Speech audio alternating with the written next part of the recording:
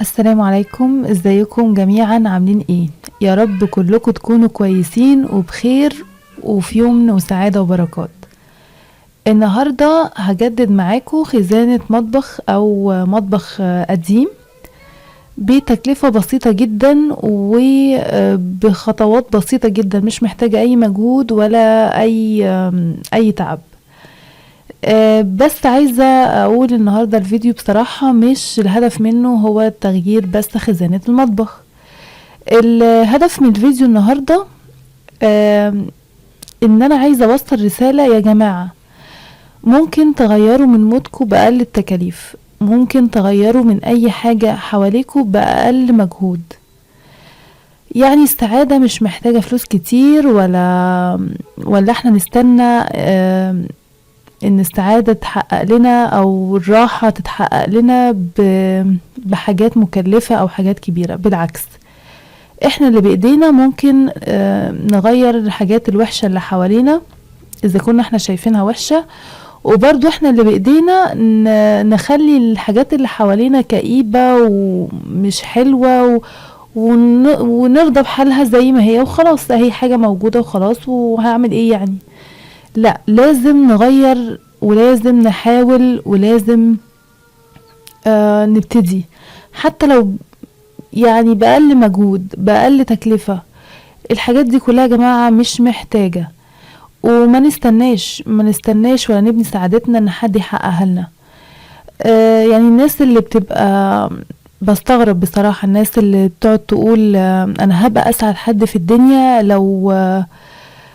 لو اخدت الوظيفة الفلانية، انا هبقى اسعد واحدة في الدنيا لو اتجوزت الشخص الفلاني، انا هبقى محدش زي في الدنيا لو حصل لي كذا او حصل لي كذا، او بقى عندي عربية او بقيت امتلك فيلا او انا شايفة ان الكلام دون بصراحة يعني مش انا ما مقتنعش بيه. يعني السعادة مش محتاجة فلوس كتير ولا محتاجة مجهود كتير ولا محتاجة تفكير كتير. بالعكس، ممكن حاجات بسيطة جدا تغير من مودنا وتغير من حالتنا النفسية بأقل الإمكانيات وأقل التكاليف ومجهود بسيط. حد حصلت له مشكلة ما يفكرش وما يدهاش اهتمام، بسرعة يشغل نفسه بحاجة تانية مفيدة تنمي من نفسه وتطور من نفسه وتعوضه اللي فات. حد تعرض لموقف ضايقه، خلاص الموقف عدى وانتهى، ما نوقفش حياتنا عليه وما نقعدش نركز فيه عشان ما يأثرش علينا بالسلب. ممكن نغير من حالتنا النفسية بحاجات بسيطة جدا، يعني أكلة بتسعدنا، بس بلاش الأكل عشان الرجيم بقى والكلام ده، نقول الناس النحيفة هم اللي يعملوا كده. ممكن نغير مودنا بخروجة حلوة مع حد بنكون مبسوطين واحنا معاه، حد من أهلنا، حد من أصحابنا. ما نوقفش سعادتنا، ما لقيناش لا ده ولا ده، احنا ناخد نفسنا ونخرج في أي حتة، نتمشى شوية في مكان بيريحنا نفسيا. نعمل حاجة احنا بنحبها، نطلع فيها طاقتنا السلبية. ما نستناش حد يحقق لنا لحظات سعادة او يحقق لنا سعادة احنا بننتظرها. لا، احنا اللي نغير من نفسنا، احنا اللي نحقق لنفسنا اللي احنا عايزينه.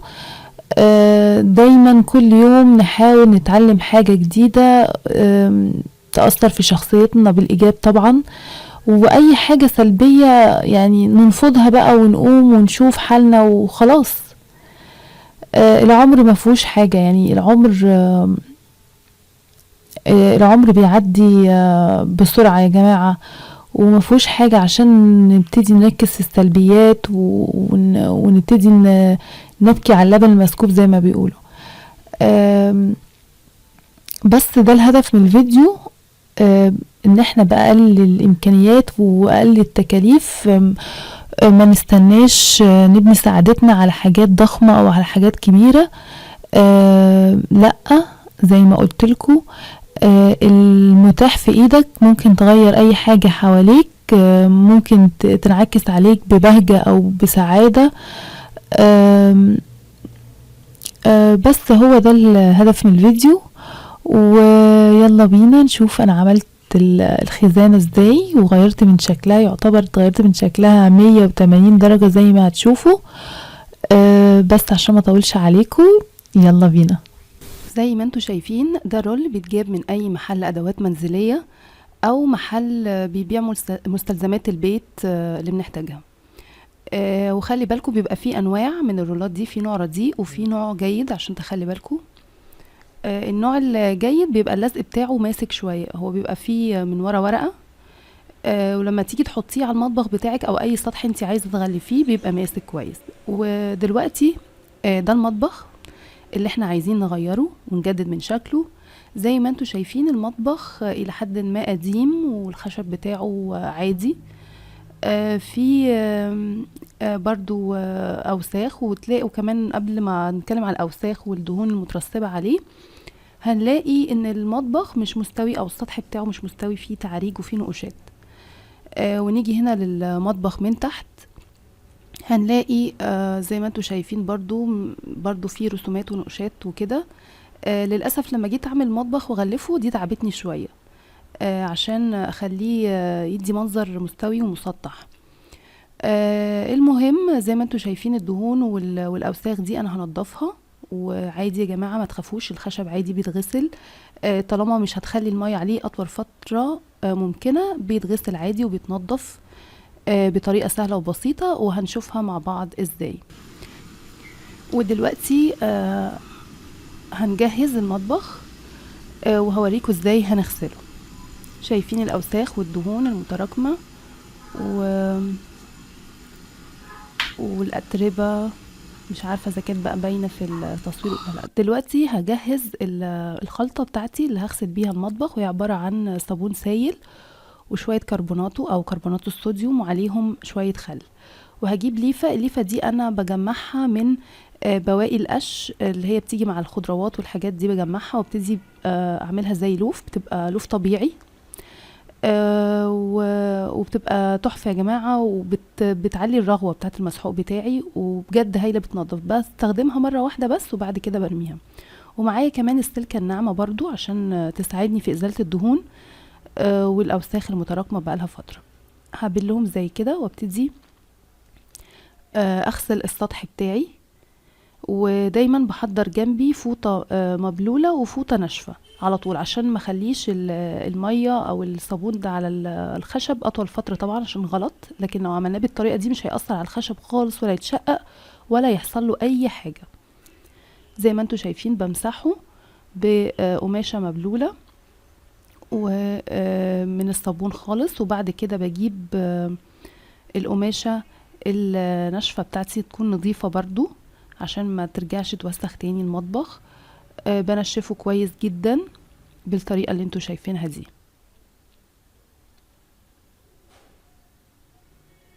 وبعد ما نضفت المطبخ بتاعي كله بقى زي ما انتوا شايفين بيلمع وجميل ونظيف، طبعا اللمعة دي الخل هي اللي عاملاه وبقى تمام. ببتدي اجيب الرول بتاعي، بس قبل ما اجيب الرول بتاعي باخد المقاس بتاع كل ضلفة مثلا، وهنحاول نغطي التعاريج دي اللي في الخشب اللي هي النقوشات دي، بخليها زي السطح كده المسطحة عشان تبقى اشبه بالمطابخ المودرن. ده عندي مثلا هعمل لكم مثال على الضرفة هنا، انا هاخد مقاساتها بالمتر او بمزورة او باي حتى خيط. زي ما انتوا شايفين باخد المقاس بالعرض مظبوط، وكمان باخده بالطول، وبروح على الرول بتاعي واخد المقاسات اللي انا قستها بتاعة الضرفة وابتدي اقص الرول بتاعي. شايفين اهو الرول. طبعا بتختاروا الشكل اللي انتوا عايزينه، في اشكال كتير جدا، في المنقوش وفي الشكل الخشبي وفي اشكال تحفة بصراحة، ده اكتر شكل عجبني. وخلي بالكم زي ما قلت لكم بيبقى في انواع وفي رولات ليها جودات مختلفة، الجودة بتبقى مختلفة. هاخد المقاس بالعرض وبالطول اللي انا اخدته من على الضرفة نفس المقاس، وهبتدي اقصه بالمقص بتاعي زي ما انتوا شايفين. الموضوع بسيط خالص يا جماعة وسهل جدا، مش محتاج اي مجهود. ويعني من حسن الحظ ان الرول ده بيبقى متقسم من ورا سنتيمترات ومربعات عشان يسهل عليكي في عملية القص والقياس. النوع التاني اللي هو بيبقى رديء شوية بيبقاش عليه التدريجات دي، بيبقى نوع عادي كده، وحتى اللزق بتاعه ما بيلزقش قوي، فتخلي بالكم من النقطة دي يا جماعة كويس جدا عشان ما تقعوش في اللي انا وقعت فيه. وكمان في نقطة عايزة اوضحها لكم، هقص زي ما انتم شايفين كده بالمقص من مكان القياس اللي انا قسته. وعايزة نقطة بس اوضحها لكم، ان تجيبوا مثلا الرول بتاعكم، لو المطبخ بتاعكم مثلا كبير متر ونص او مترين، تجيبوا اكتر من رول واحد، لان الرول مش هيكفي. عشان انا وقعت في الغلطة دي واضطريت ان انا اجيب 2 رول بالوان مختلفة، وهي مشيت، بس ما كانش ده المطلوب اللي انا كنت عايزاه وكان في دماغي. فانتوا خلي بالكم من النقطة دي، تجيبوا بزيادة عشان يبقى اللون كله موحد وشكل واحد، ويطلع معاكوا جميل وشيك. بس بعد ما قصيت الرول وعلى القطعة اللي انا عايزاها، قد القطعة اللي انا عايزاها الضرفة، هبتدي اقص كذا قطعة عشان ما ارجعش واروح، لان الضرف كلها تبقى مقاس واحد تقريبا زي ما انتوا شايفين بالشكل ده.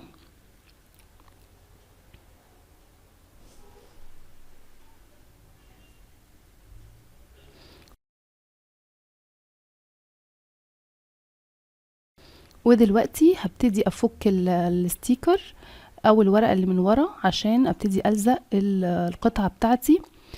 وخلي بالكم لازم تعملوها بالطريقة دي اسهل طريقة انا جربتها ونفعت معايا. ببتدي الزق حتة صغيرة، جزء صغير على السطح الخشبي بتاعي زي ما انتوا شايفين كده، الزقه كويس جدا وباحكام، واضغط عليه عشان ما يفكش مني، وابتدي الف الورقة واسحب القطعة الزيادة اللي من تحت، اللي هي الورقة اللازقة بتبقى في الستيكر بتاعي من تحت، اسحبها واحدة واحدة. وانا بسحب ببتدي افرغ الهواء زي ما انتوا شايفين، بفرغه بقى بايديا او بجيب مسطرة على حسب اللي يريحك. وزي ما انتوا شايفين طبعا زي ما قلت لكم ان المطبخ فيه نقوشات وتعريجات، فبصراحة تعبني جدا. وحاولت اعمله على قد ما اقدر، والحمد لله اداني شكل يعني شكل كويس نهائي كويس وجمالي حلو قوي. ببتدي اسحب واحده واحده، خلي بالي، وكل ما اسحب كده بالراحه افرغ الهواء. بستعين بقى بمسطره باي حاجه عشان افرغ الهواء بايديا، زي الطريقه اللي انت تريحك اعمليها. زي ما انتوا شايفين لو لقيت جزء مثلا الهواء ما تفرغش فيه، ببتدي اسحب تاني من عليه الستيكر وارجع تاني افرغ الهواء من عليه. بسيطه جدا ومفيهاش اي مشكله. وبعد ما لزقت كل الستيكر ببتدي بقى اظبط الحاجات اللي هي التنايات والحاجات اللي هي داخله لجوه شويه، وابتدي الزق باحكام قوي عشان ما يتفكش ويتخلع. النوع دوت زي ما قلت لكم ده نوع كويس قوي، ما بيتخلعش بصراحه، يعني حلو قوي. النوع التاني كان للاسف كنت بستعين ببلاستر عشان يلزق يعني. عشان كده بقول لكم خلي بالكم من الجوده بتاعه الرول اللي انتوا هتجيبوه. زي ما انتوا شايفين انا عملت الضرفه اللي جنبها، وبعمل الضرفه دي قدامكم اهي. بصوا ده الشكل النهائي. دلوقتي هعمل القطعه اللي فوق، طبعا عشان الضرفه كبيره فانا بقسمها لقطع. عملت القطعه الكبيره دي قدامكم، ودلوقتي هعمل القطعه الصغيره دي وقصيتها على قدها، وبحيث ان انا هبقى الفها حوالين الخشب وادخلها من جوه عشان تديني اكنه خشب، يعني اكنه هو جاي كده، انا مش ستيكر عاملاه ولا حاجه. هشوف المنظر في الاخر عامل ازاي. بفكها نفس الطريقه. بفك اللزقه او الورقه اللي من ورا. طبعا ما بفكهاش كلها مره واحده، جزء بس صغير والزقه على الخشب بتاعي او الضلفه بتاعتي، و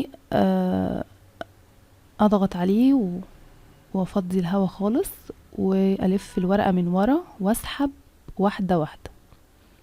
طبعا لازم اكون دقيقه، يعني ال اتجاه الخشب يكون زي بعضه عشان اكنه قطعه واحده، ما حدش يحس ان هي مقصوصه او متقطعه لاكتر من حته. شايفين بلف الورقه وبشيل الورقه دي، بلف الستيكر بتاعي وبشيل الورقه دي، وابتدي اسحب واحده واحده زي ما انتوا شايفين.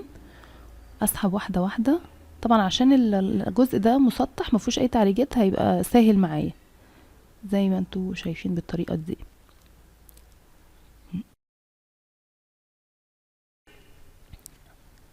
واسحب واضغط جدا عشان ما يبقاش فيه اي هوا ولا اي فراغات بالطريقة دي كده، واظبط الستيكر بحيث لا يديني شكل واحد، وابتدي بقى ادخل في التنايات والتعريجات دي اللي انا عايزة اظهرها اهو. بالمقص بقص الاجزاء اللي هي بتبقى مشدودة شوية عشان تبقى مريحة على الخشب معايا بالطريقة دي، وبدخلها بصوابعي كده او بضغط عليها عشان تلزق كويس، وابتدي الف الستيكر على الخشب من ورا ادخله لجوه زي ما انتوا شايفين كده، بلفه وبضغط عليه وبدخله الجزء اللي ورا ده، بلزقه لورا من جوه عشان يبقى كأن قطعة خشب طبيعية مش ستيكر ولا اي حاجة. وبجيب قطعة طولية كمان عشان الجزء الطولي ده زي ما قلت لكم انا بقصها لاكتر من حتة، ما ينفعش اقصها مرة واحدة لان الخشب عندي متعرج ومش مستوي زي ما قلت لكم قبل كده. فبضطر ان انا اقص الستيكر اكتر من جزء عشان يبقى يديني شكل جمالي في الاخر والشكل اللي انا عايزاه. برضو نفس الطريقة الزقه، افكه كده الاول، والجزء اللي ورا الزق جزء منه، والجزء اللي ورا ببتدي اسحبه واحدة واحدة زي ما انتوا شايفين.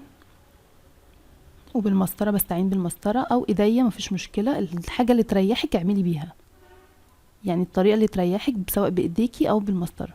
والجزء التاني نفس الوضع، بقص الستيكر عليه بس بقصه شوية. وهنا بقى عايزة اوريكم حاجة، ان الايد بتاعة المطبخ بقصلها كده بفرغها عشان ما تضايقنيش وانا بلزق الستيكر بتاعي، بعمل لها زي نص دايرة كده وابتدي ادخلها فيها وانا بلزق بالطريقة دي. باخد المقاس وببتدي اقص بالمقص بتاعي في الجزء ده زي نص دايرة، والزق واسحب من تحت زي ما انتوا شايفين بالراحة جدا، وبفرغ الهواء بايديا والتنايات والاجزاء اللي هي داخله لجوه واحده واحده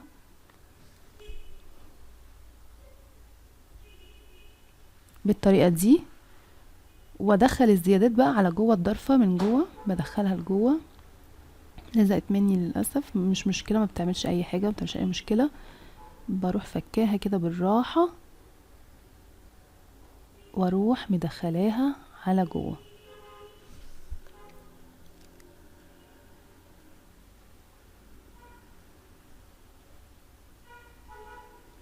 اهو. بفرغ الهواء كله بايديا، او ممكن اجيب دبوس واخرم الحته اللي هي اللي فيها هواء دي، بفرغها بتبقى بتديني نتيجه كويسه جدا زي ما انتوا شايفين.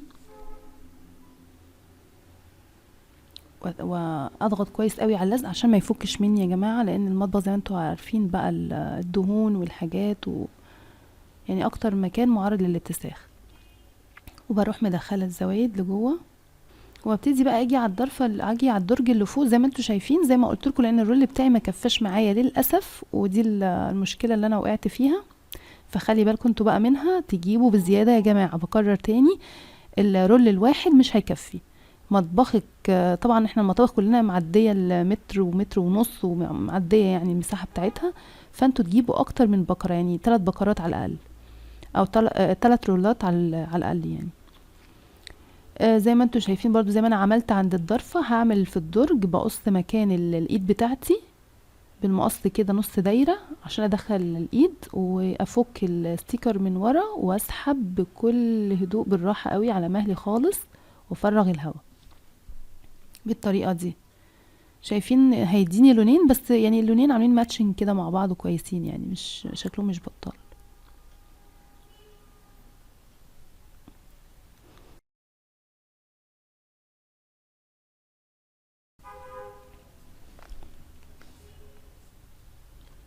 اهو قسمتها على قطعتين، انا قسمت الدرج على قطعتين عشان الايد بتاعتي كانت في النص الدرج بالظبط، فكانت هتضايقني لو عملتها قطعه واحده، فعشان اريح نفسي قصيتها على جزئين وهلزقهم. وطبعا يعني الحاجه الحلوه اللي في الستيكر ده ان هو شكله خشبي وفي خطوط طوليه، فبحاول اظبطها على قد ما اقدر مع بعض عشان ما تدينيش شكل مش اكنها قطعه واحده يعني، بحاول اوفقها كده واظبطها. يعني لو الخطوط بالطول بلزق كله بالطول، لو الخطوط عرضية كلها بلزقها بطريقة عرضية. فخلي بالكم برضو من النقطة دي. لكن بيبقى في اشكال تانية فيها ورود وفراشات وحاجات كده، دي برضو تحاولوا تخلوا الرسمة يعني على بعض متكاملة. يعني ما اجيش اقص الوردة واروح حاطة جزء منها فوق جزء فهيبان ان الجزء ده مقصوص، يعني هيبان القصة فيها. فتخلوا بالكم قوي من النقطة دي. اهو بلزق وبفرغ الهواء، والزيادات باخدها على الدرج من جوه عشان ما تبانش. ولو في اي حاجة مش عايزة تتعمل معايا بعملها بالمقص كده عشان تريح معايا الستيكر ويتلزق بكل سهولة. اهو بستعين بالمقص لو في اي حاجة مضايقاني او في اي حاجة زي مشددة كده من الستيكر، تحس هو مشدود، فبريحها بالمقص بتاعي وبفرغ الهواء، بلزق على بره كده، بفرغ الهواء وبتني او بحاول الاطراف والحروف دي اضغط عليها عشان تديني شكل الدرج، وأكنه حقيقي، يعني اكنه خشب حقيقي لونه او دهان او كده، ما يكونش ستيكر، ما يبانش ستيكر اللي يشوفه. بالطريقة دي. بس ده الشكل النهائي. انا سبت الجزء اللي في النص ده من المطبخ زي شكل جمالي، وزي ما انتوا شايفين دخلت اللونين مع بعض بطريقة لطيفة قوي، وادتني شكل بصراحة ما كنتش متوقعاه، شكل جميل جدا. وعلى الحقيقة بصراحة الصور ظلمة جدا، الحقيقة احلى بكتير، والمطبخ يعني اتجدد بتكلفة قليلة جدا. عايزة اقول لكم ان البقرة دي مش مكلفاني يعني 25 جنيه، جبت بقرتين يعني ب100 جنيه، ب50 جنيه سوري. فغير مكلفة بالمرة، وحاجة بسيطة وهتديكي تغيير في المكان وروح حلوة في المكان، روح جديدة. يعني زي ما قلت لكم يا جماعة، حاجات امكانيات بسيطة جدا نغير حياتنا. ما نستناش اي حاجة كبيرة تحصل لنا عشان حياتنا تتغير، عشان نغير حاجة من حوالينا. احنا نقوم بنفسنا ونغيرها ونجملها ونخليها حلوة. يا رب يكون الفيديو عجبكم، شكل المطبخ عجبكم زي ما انتوا شايفين. يعني لو عجبتكم النوعية دي من الفيديوهات يا ريت تكتبولي تحت في التعليقات، وتكتبولي كومنت كده لو عجبكم شكل المطبخ بعد التجديد. ويا ريت تدعموني بالشير واللايك والسبسكرايب لو عجبكم المحتوى بتاعي. واشوفكم ان شاء الله في فيديو جديد. سلام عليكم.